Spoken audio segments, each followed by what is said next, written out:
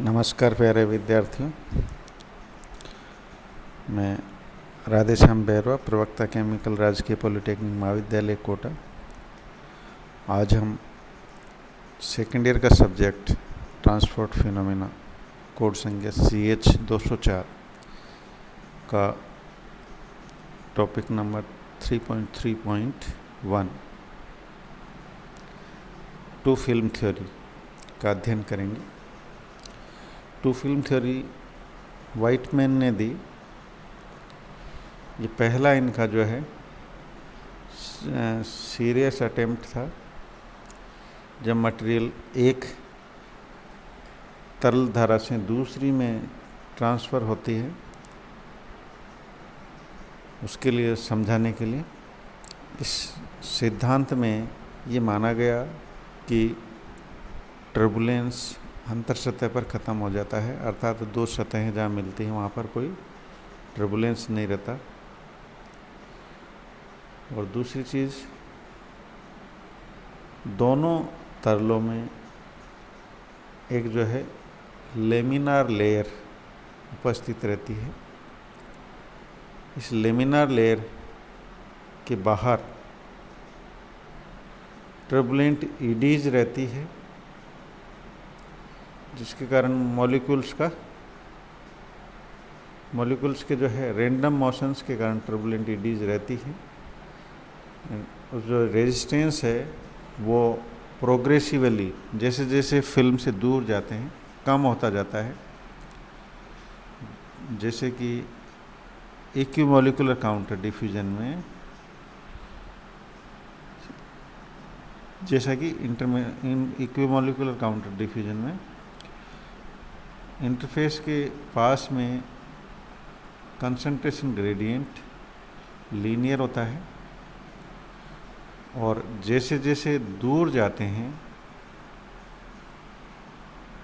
Concentration gradient कम होता है। जैसा कि हम चित्र में देख रहे हैं, कर्व जो है जैसे ही अंतर सतह से दूर जा रहे हैं, चाहे बाएं जाए चाहे दाएं जाए, एक जो है हॉरिजॉन्टल लाइन में कन्वर्ट हो रहा है। इसमें जो है डार्क लाइंस जो दिखाई हुई है ABC एवं DEF, ये जो है कंसंट्रेशन के लिए कर्व है। इस सिद्धांत का ये आधार है कि ट्रांसफ़र के लिए जो रेजिस्टेंस है वो दो काल्पनिक परतों में निहित रहता है।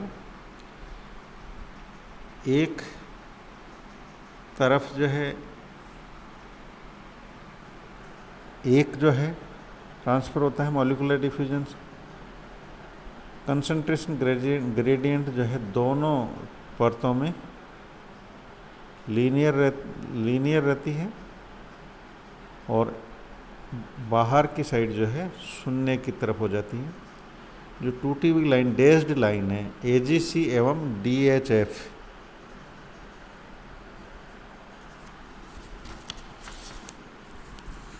ये सूचित करती है कि जो हाइपोथेटिकल कंसंट्रेशन डिस्ट्रीब्यूशन है उसको सूचित करती है।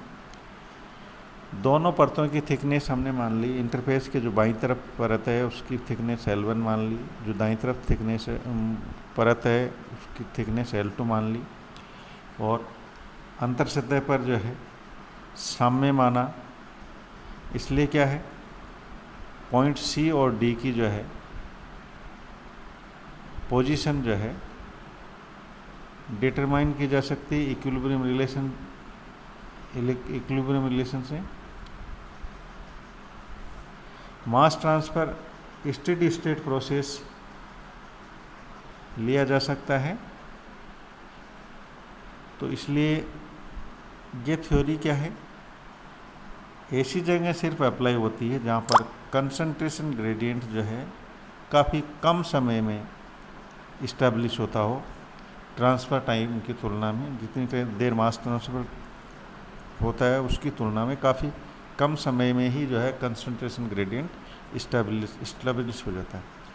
क्योंकि इस अंतर सतह की जो फिल्म है इसकी कैपेसिटी नेग्लिजिबल है, इसलिए यहाँ कोई एक्यूमुलेशन नहीं होता। तो टू फिल्म थ्योरी में इक्विमोलिकुलर काउंटर डिफ्यूजन के लिए पहले फेज के लिए molar rate, molar flux Na बराबर d1/L1 CaO1 माइनस CaI1। यहाँ पर CaO1 फेज 1 में इंटरफेस से दूर कंपोनेंट A की सांद्रता है, CaI1 अंतर सतह पर कंपोनेंट A की फेज 1 में सांद्रता है। d1/L1 ये वैसे ही है जैसे d/Z2 माइनस Z1 या d/Y2 माइनस Y1, जिसको हम जो है मास ट्रांसफ़र कोफिशिएंट HD1 से रिप्लेस कर सकते हैं।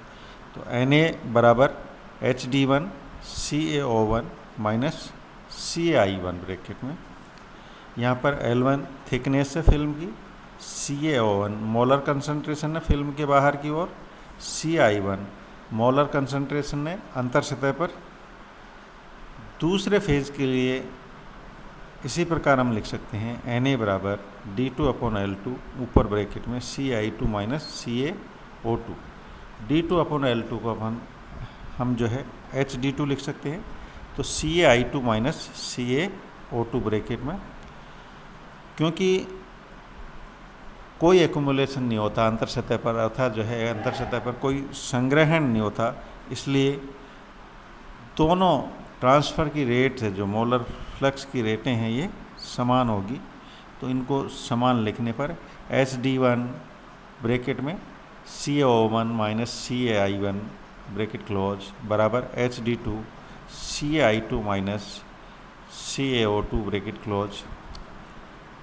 तो अब HD1/HD2 बराबर लिख सकते हैं CaI2 minus CaO1 divide with CaO1 minus CaI1।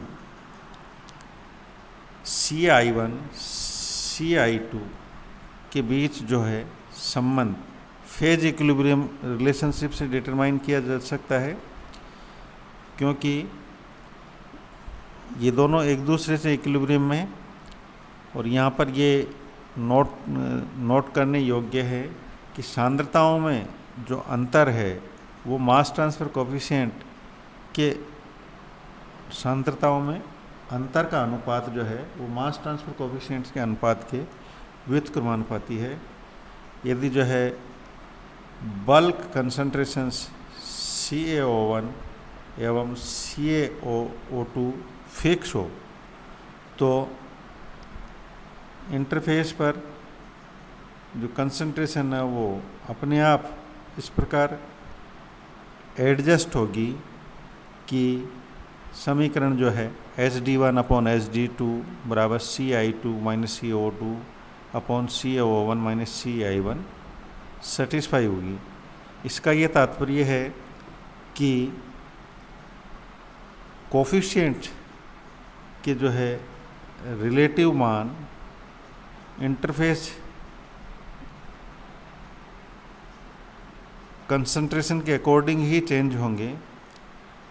सामान्यतया जो डिग्री ऑफ टर्बुलेंस है फ्लूइड की वो बढ़ाने पर क्या है थिकनेस घटती है और मास ट्रांसफ़र कोफिशिएंट बढ़ जाता है। तो ये थ्योरी क्या है, बल्क फ्लो के लिए भी जो है समान रूप से प्रयुक्त हो सकती है। बल्क फ्लो के अनुसार हम जानते हैं Na बराबर माइनस डी dC/dZ CT/CB। यहाँ पर dCA/dZ CT/CB जो है dC/dZ की अपोज में है। तो dC/dZ जैसे जैसे CA डिक्रीज होगा बढ़ेगा। इस प्रकार लाइन इसलिए क्या है लाइन JC एवं DH